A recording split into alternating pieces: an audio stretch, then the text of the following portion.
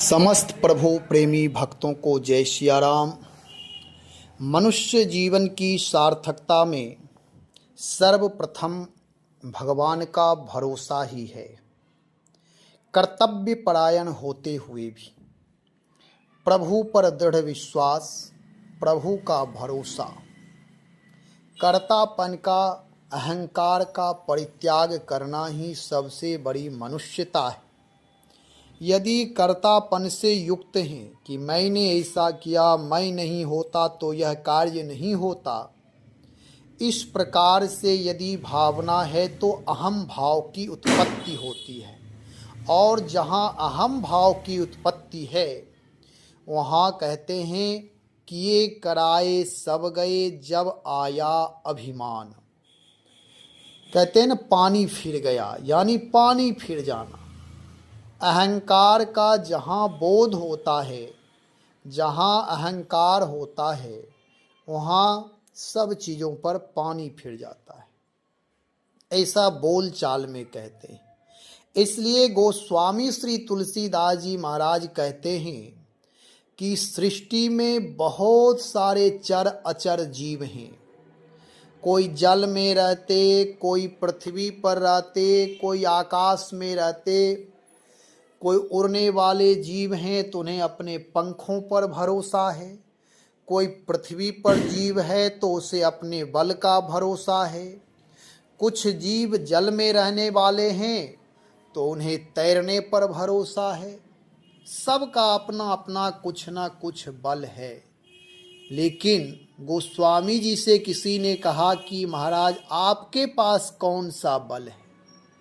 आपने भी तो वेद, वेदांत, न्याय, दर्शन, सांख्य आदि का अध्ययन किया है, आपके पास विद्या का बल है, आप भगवान की शरणागति हैं, तिलक स्वरूप है, साधु वेश है, साधु वेश का बल है, आप पंडित हैं, भक्त हैं, विद्वान हैं, आपके पास विद्वता का बल है, आपका मान सम्मान हो रहा है, दुनिया में बहुत सारे आपके फॉलोअर्स हैं, भक्त हैं, आपको चाहने वाले हैं, उनका बल है।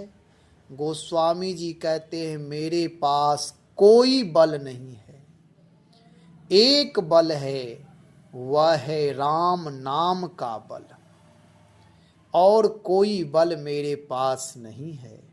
गोस्वामी जी कहते हैं जब आपके पास आप सबल हैं, यदि राम नाम का बल है, तब आप विजयी हैं।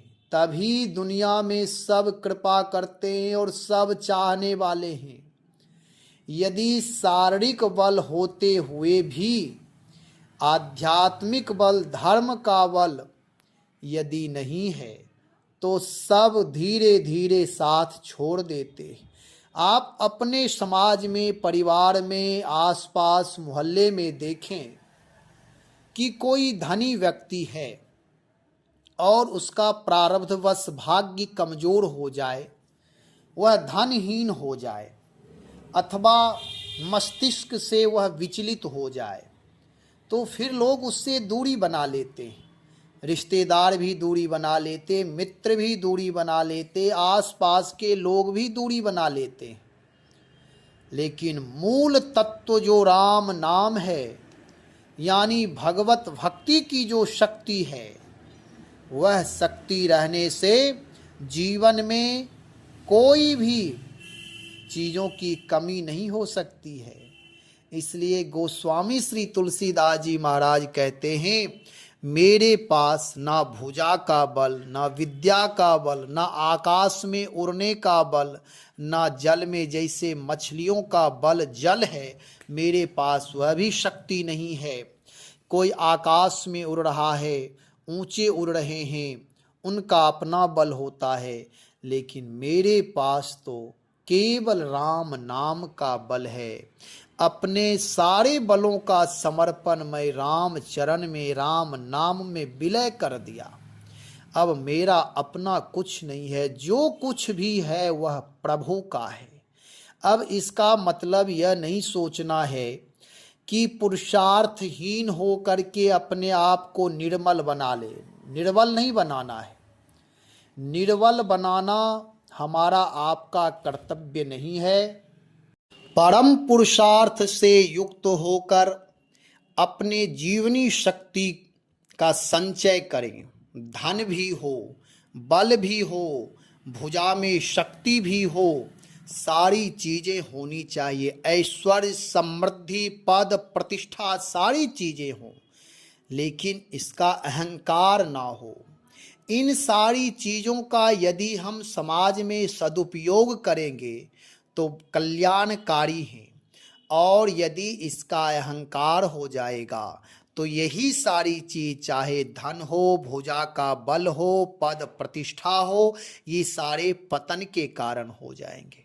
गोस्वामी तुलसीदास जी महाराज के पास विद्या का बल है, प्रतिष्ठा का बल है, यश कीर्ति का बल है, जिनके साथ परम बलवान अतुलित बल धामम श्री हनुमान जी महाराज अहर निशी रहते हैं।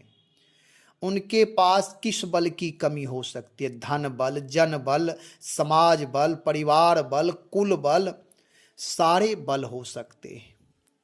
लेकिन जब वह भक्त बनता है कोई भी, तो उसका अपना कुछ नहीं होता, वो प्रभु को समर्पित कर देता है, और प्रभु का समर्पित किया हुआ चीज चाहे वह कुछ भी हो, अनंत गुना हो जाता है, और उसका अहंकार नहीं होता है, जीव का पतन नहीं होता है।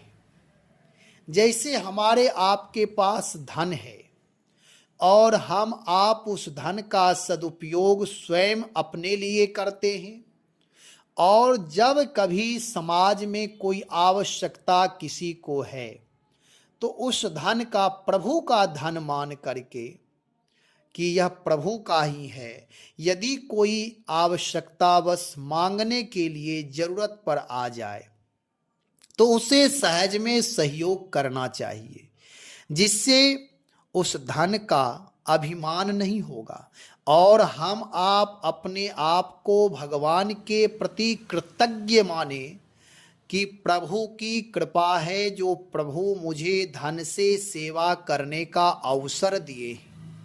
कृतज्ञ होना चाहिए। जैसे श्री रहीम जी महाराज कुछ देते थे तो उनके नेत्र नीचे रहते थे, नयन नीचे रहते थे। कारण यह था कि वह प्रभु की संपत्ति ही मानते थे। कर्तापन ना हो, अहंकार ना हो कि मैं दे रहा हूँ, मैं नहीं होता तो कौन देता। इस प्रकार की भावना भक्तों के हृदय में कभी नहीं उपजती है। भक्त हमेशा विनम्र होता है। गोस्वामी श्री तुलसीदास जी महाराज दोहावली रामायण में कहते हैं, जल थल नभ गति अमित अति, अग जग जीव अनेक, तुलसी तो से दीन कह, राम नाम गति एक। जगत में चर अचर अनेक प्रकार के असंख्य जीव हैं, और चरों में कुछ ऐसे हैं जिनकी जल में गति है, कुछ की पृथ्वी पर गति है, और कुछ की आकाश में गति है। परंतु हे तुलसीदास, तुम सारिखे दीन के लिए तो राम नाम ही एकमात्र गति है। गोस्वामी श्री तुलसीदास जी महाराज कहते हैं, अपनी दैन्य भाव प्रस्तुत कर रहे हैं। हम आप सब भी जब दैन्यता जीवन में आ जाए, विनम्रता जीवन में आ जाए, सरलता सहजता आ जाए, समर्पण आ जाए, तभी वहीं से भक्ति प्रारंभ होती है। जब तक अहम भाव बना रहता है, मैं और मेरा बना रहता है, तब तक भक्ति का प्रादुर्भाव नहीं होता। हृदय में भक्ति महारानी अवतरित नहीं होती हैं। जैसे ही हमारे जीवन में दैन्यता आती है, अच्छा, दैन्यता और दीनता को थोड़ा समझना है। यहाँ दीन शब्द है, दीन मतलब अपने आप को समर्पण कर देना, दैन्य ही अर्थ होता है। दीन महान पुरुष जो दीन होते हैं, उस दीन का अर्थ दैन्य होना है। और एक भिखारी भी दीन होता है, वह दीन है, दरिद्र है, पुरुषार्थहीन है, धर्महीन है। वह उसका प्रारब्ध दूषित है, उसके कर्म दूषित हैं, इसलिए वह दीन है, दरिद्र है। वे दीन और ये दीन में अंतर है। जिसके पास सर्वस्व वैभव हो, पद प्रतिष्ठा हो, वह जब दैन्य भाव में रहता है कि मेरा कुछ नहीं है, जब उसके जीवन में विनम्रता होती है, तो वह व्यक्ति समाज के लिए आदर्श बनता है। और जिसके पास कुछ है ही नहीं, वह दैन्य भाव उसके जीवन में नहीं हो सकता। जैसे वृक्ष है, वृक्ष में जब फल लगते हैं तो पेड़ की शाखाएं, वृक्ष की शाखाएं विनम्र हो जाती, झुक जाते हैं। जब ओजन होता है उसके बाद ही वह झुकते हैं, वह विनम्रता सूचक है। और जिस वृक्ष में फल ही ना लगे, वह तो हमेशा उतंग आकाश की ओर बने रहते हैं, उतंग बने रहते हैं। ऐसे ही जहाँ धन, वैभव, संपत्ति, ऊर्जा है, विद्वता है, ज्ञान है, वहीं विनम्रता होना परम आवश्यक है। यदि विनम्रता जीवन में होगी, तभी हम अपने आप को मानेंगे कि मेरे जीवन में फल लगा है। चाहे ज्ञान का फल हो, भक्ति का फल हो, वैराग्य का फल हो, अथवा संसार के धन, वैभव, संपत्ति, भौतिक संसाधन का फल हो। और एक वह दीन दुखी आदमी जिसके पास ना रहने की व्यवस्था, ना खाने की व्यवस्था, जो दो रोटी के लिए दूसरे की तरफ झांक रहा है, ऐसे लोग दैन्य विनम्र नहीं होते हैं। इनकी भाषा में तिक्तता रहती है, उनकी दृष्टि क्रूर होती है। इसलिए दैन्य भाव होता है जो महापुरुषों में पाया जाता है, बड़े लोगों में, बुद्धिमान लोगों में पाया जाता है। सहज होते, सरल होते। तो गोस्वामी श्री तुलसीदास जी महाराज अपने जीवन के लिए कहते हैं, भैया मेरे जीवन में और कोई बल नहीं है। अन्य जीवों को, जैसे पक्षियों के पास बल है, अपना पंख है, मेरे पास वे पंख भी नहीं है। यद्यपि गोस्वामी श्री तुलसीदास जी महाराज के जीवन में विद्या का पंख है, विद्वान सर्वत्र पूज्येत कहा गया है। विद्वान महापुरुष हर जगह पूजनीय होते हैं। और गोस्वामी जी जैसे सिद्ध प्रसिद्ध महापुरुष, भगवत साक्षात्कार करने वाले महापुरुष, भक्ति मार्ग के उपदेशक, भक्ति मार्ग के प्रचारक, परम सिद्ध महापुरुष, निर्गुण निराकार पूर्ण ब्रह्म परमात्मा को सगुण साकार करने वाले ऐसे विश्व प्रसिद्ध, ब्रह्मांड प्रसिद्ध सिद्ध महापुरुष, लेकिन उनकी दैन्यता है। वे कहते हैं मेरे पास किसी प्रकार कोई बल नहीं, केवल मेरे पास बल है राम नाम का। और सच यह है कि राम नाम का बल ही सर्वोपरि बल है। राम नाम ही मूल तत्व है। राम नाम से जुड़ा हुआ व्यक्ति, राम नाम से जुड़ा हुआ भक्त कभी भी रुग्णता में नहीं जीता, उत्साह में जीता, आनंद में जीता है। राम नाम अमृतम है। अमृत का वह पान करता है। वह समाज के लिए, देश के लिए, राष्ट्र के लिए कल्याणकारी होता है। पूरे ब्रह्मांड के लिए, अनंत अनंत ब्रह्मांड को वह सात्विकता से, राम नाम के प्रभाव से सात्विक एनर्जी का संचार करता है। भाव से, विचार से। प्रदूषण दो तरह के होते हैं। एक तो जो प्रदूषण हम आप फैलाते हैं, गंदगी कहें, और एक प्रदूषण वैचारिक प्रदूषण होते हैं। कोई ऐसा व्यक्ति जो हमेशा दूसरों की निंदा कर रहा है, ईर्ष्या द्वेष कर रहा है, तो वह वैचारिक प्रदूषण फैला करके वायुमंडल को दूषित कर रहा है। और कोई ऐसा महापुरुष जो सब ही मान प्रद आपमानी, जो सबका सम्मान कर रहा है, अहरनिशि राम नाम जप कर रहा है। राम नाम सत्य है और सत्य के साथ जो संग किया हुआ है वही सत्संग है। वैसे सत्संग से जुड़ा है। उमा कहूँ मैं अनुभव अपना, सत हरि भजन जगत सब सपना। सत्य राम नाम ही है, भजन भगवान का नाम ही परम सत्य है। उससे जो जुड़ करके सत्संग करते, यानी उनसे प्रेम करते, राम नाम से जुड़े हुए महापुरुष सृष्टि का भला करते, सात्विक एनर्जी का संचार करते, सबके प्रति, प्राणी मात्र के प्रति, जड़ चेतन के प्रति सम्मान भाव रखते। इसलिए जड़ चीजों में भी सात्विकता का प्रभाव पड़ता है। जैसा हम विचार रखते हैं दूसरों के प्रति, चाहे वह जड़ हो चैतन्य हो, वह सब हमारे प्रति भी भाव रखते हैं। जैसे आप देखें कोई किसान है, वह नित्य अपने खेत जाकर के फसल को देखता है तो वह फसल भी आह्लाद से भर आता है, फसल भी समझ जाता है कि मेरे किसान मेरे मालिक आए। कोई पशु है, जैसे गाय भैंस हम आप पालते हैं, अपने किसान को, अपने मालिक को देख करके प्रसन्न हो जाता है कि मेरे मालिक आए, मेरे स्वामी आए हैं, मुझे जल देने के लिए, भोजन देने के लिए आए, मेरे पालक आए हैं। उसके अंदर में भी हृदय है, हृदय में उद्गार होता है, आनंद से वह भर जाता है।